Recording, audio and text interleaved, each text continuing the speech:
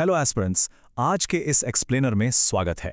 आज हम इतिहास के एक ऐसे हिस्से को डिकोड करने वाले हैं जो अक्सर किताबों के पन्नों में कहीं दब सा जाता है। सोचिए, तुगलक वंश के पतन और मुगलों के आने के बीच जो 112 साल का लंबा गैप था, उसमें आखिर हुआ क्या था।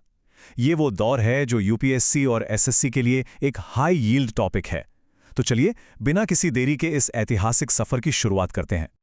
अब जरा इस अहम सवाल पर गौर कीजिए, मुगलों के भारत आने से ठीक पहले दिल्ली की गद्दी पर कौन बैठा था। यकीन मानिए, ये सवाल एग्जामिनर्स का ऑल टाइम फेवरेट है। ये वो समय है जो मध्यकालीन भारत को सीधे मुगल काल से जोड़ता है। एक तरह का ब्रिज है ये, और आज हम इसी ब्रिज से गुजरेंगे। आज के हमारे इस रिवीजन रोड मैप में हम 6 अहम पड़ाव पार करेंगे।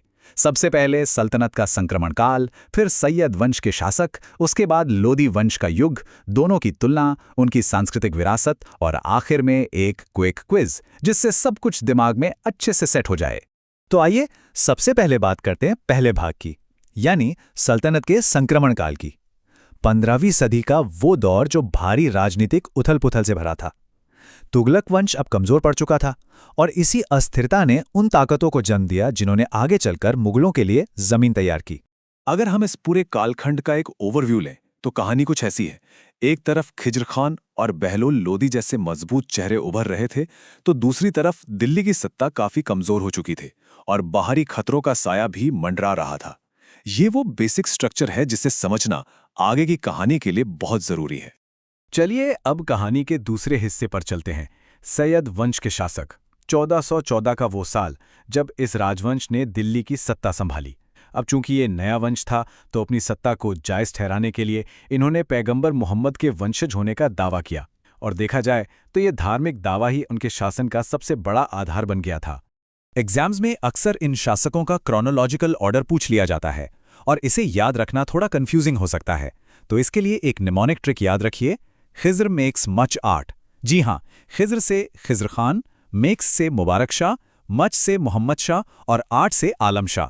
बस ये एक ट्रिक और चारों शासकों का क्रम एकदम पक्का। आइए अब शुरुआती 2 शासकों के बारे में वो फैक्ट्स देखते हैं जो सीधे एग्जाम में आते हैं। खिज्र खां, जो इस वंश के संस्थापक थे। सबसे कमाल की बात यह है कि इन्होंने खुद को कभी सुल्तान नहीं कहा। इन्होंने उपाधि ली रैयत आला की और शासन चलाया तैमूर के नाम पर। फिर आए मुबारक शाह। ये वो पहले सुल्तान थे जिन्होंने अपने दरबार में हिंदू कुलीनों यानी हिंदू नोबल्स को नियुक्त किया, और तैमूर की नाम मात्र की अधीनता से भी खुद को आज़ाद कर लिया। ये दोनों ही फैक्ट्स एग्जाम के लिए सुपर इंपॉर्टेंट हैं। इसके बाद के जो 2 शासक आए वो कुछ खास कमाल नहीं कर पाए। मोहम्मद शाह का शासनकाल तो पूरी तरह से अस्थिरता और कमजोरी का शिकार रहा। हाँ, इनका एक ही बड़ा काम याद रखा जाता है, और वो है दिल्ली के लोधी गार्डन में बना इनका मकबरा। फिर आए अंतिम सैयद शासक आलम शाह। 1451 आते आते बहलोल लोदी ने आलम शाह को हरा दिया, और इसी के साथ दिल्ली पर एक बिल्कुल नए ग्रुप का राज शुरू हो गया। और यहीं से शुरुआत होती है हमारे तीसरे भाग की, लोदी वंश का युग। आलम शाह की हार महज एक शासक की हार नहीं थी, ये दिल्ली सल्तनत में पश्तून अफगान सरदारों के आक्रामक उदय का सबसे बड़ा प्रतीक था। जैसे हमने सैयद वंश का क्रम याद किया, वैसे ही लोदी वंश के लिए भी एक रैपिड फायर ट्रिक है। बस याद रखिए BSI, यानी B से बहलोल, S से सिकंदर और I से इब्राहिम। लोदी वंश के उत्तराधिकार का इससे आसान फॉर्मूला कोई और हो ही नहीं सकता। तो शुरुआत करते हैं हमारे B से, यानी बहलोल लोदी। बहलोल लोदी कभी खुद सैयद दरबार में ही एक नोबल हुआ करते थे।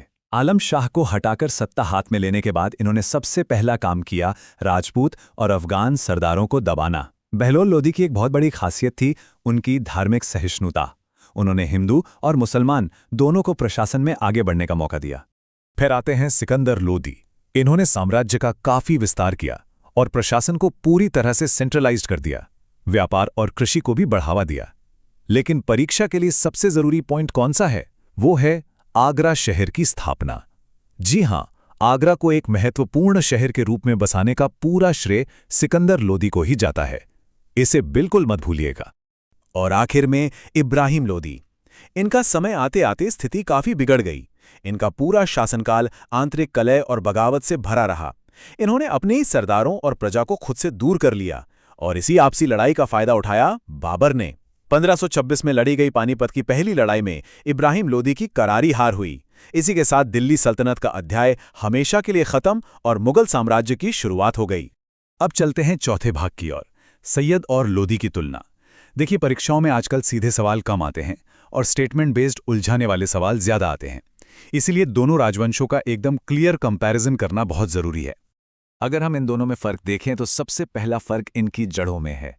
सैयद मिश्रित तुर्क और मध्य एशियाई मूल के थे, जबकि लोदी पूरी तरह से पश्तून यानी अफगान आदिवासी पृष्ठभूमि से आते थे।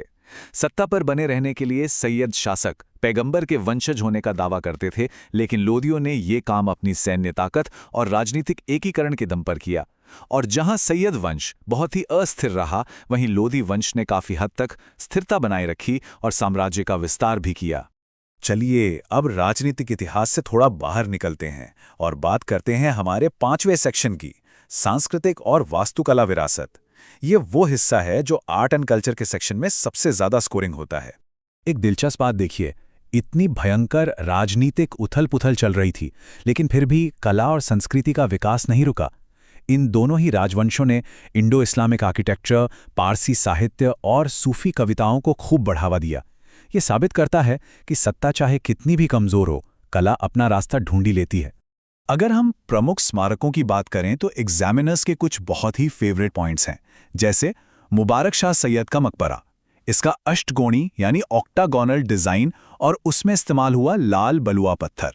इसके अलावा दिल्ली का मशहूर लोधी गार्डन, जो आज भी इनकी याद दिलाता है। और जैसा हमने पहले भी कहा, सिकंदर लोधी का बेहतरीन अर्बन प्लानिंग का नमूना आगरा शहर। ये वो पॉइंट्स हैं जो सीधे सीधे एग्जाम में छपे हुए मिलते हैं। तो चलिए अब पहुंच चुके हैं हम अपने आखिरी सेक्शन पर, परीक्षा रिवीजन और क्विज। अब वक्त है एक्टिव रिकॉल का। आइए देखते हैं कि अभी तक जो हमने समझा वो दिमाग में कितना सेट हुआ है।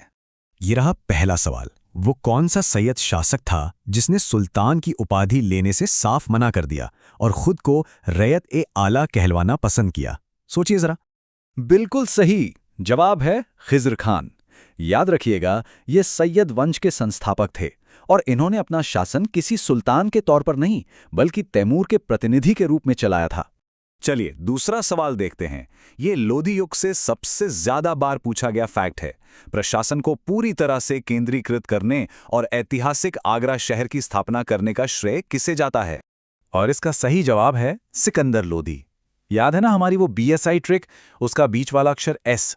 आगरा शहर और सिकंदर लोधी का एक कनेक्शन बिल्कुल नहीं भूलना है। तो आज के इस एक्सप्लेनर का समापन एक बहुत ही गहरे वैचारिक सवाल के साथ करते हैं।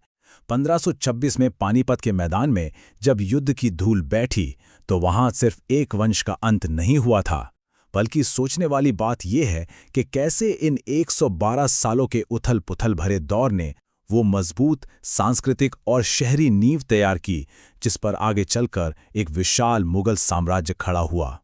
इस विचार को अपने दिमाग में जरूर रखेगा। आज के लिए बस इतना ही। अच्छे से रिवाइज करते रहिए।